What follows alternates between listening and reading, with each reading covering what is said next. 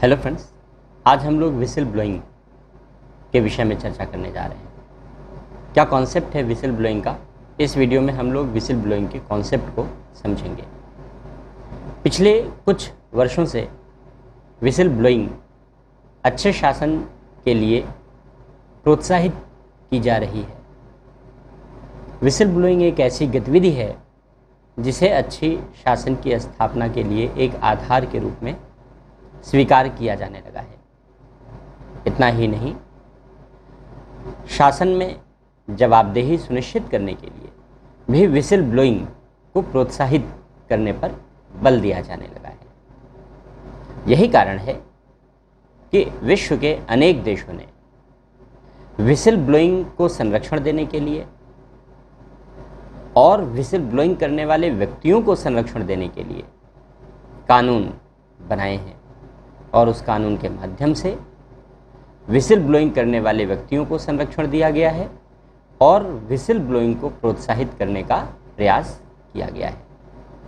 इसलिए किया गया है क्योंकि यह एक ऐसी गतिविधि के रूप में उभरी है जिसने शासन में जवाबदेही की मात्रा में वृद्धि करने में अपना योगदान दिया है और एक अच्छे शासन की स्थापना में सहायक सिद्ध हुई है। तो क्या है विसिल ब्लोइंग, क्या अर्थ है इसका? हम लोग इसके कॉन्सेप्ट को यहाँ पर समझ लेते हैं। विसिल ब्लोइंग का मतलब है, इंग्लिश का शब्द है विसिल ब्लोइंग, और विसिल ब्लोइंग का मतलब होता है, उसका अर्थ है आवाज़ उठाना।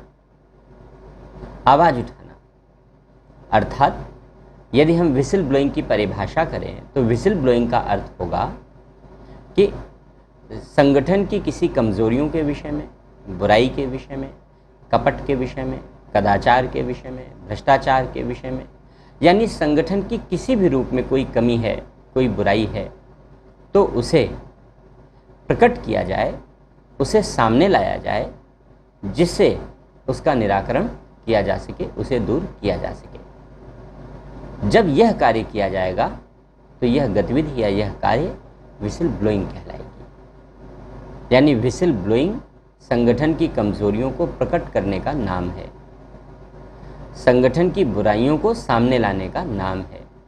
इसे विसिल ब्लोइंग कहते हैं। और जो व्यक्ति संगठन की कमजोरियों को सामने लाता है, संगठन की कमजोरियों को प्रकट करता है, उसे विसिल ब्लोअर कहते हैं। उसे विसिल ब्लोअर कहते हैं। तो इस प्रकार विसिल ब्लोइंग और विसिल ब्लोअर दोनों को संरक्षण देने और दोनों को प्रोत्साहन देने का समय है यह, और विभिन्न देश कानूनों के माध्यम से इन्हें संरक्षण और प्रोत्साहन प्रदान कर रहे हैं। दो तरीके की होती है विसिल ब्लोइंग। एक को कहते हैं आंतरिक विसिल ब्लोइंग और दूसरे को कहते हैं बाह्य विसिल ब्लोइंग। आंतरिक whistle blowing, internal whistle blowing. आंतरिक विसिल ब्लोइंग तब कही जाती है जब संगठन की कमियों को या संगठन की बुराइयों को, कमजोरियों को या भ्रष्टाचार को संगठन के भीतर ही वरिष्ठ अधिकारियों को सूचित किया जाता है, उन्हें बताया जाता है।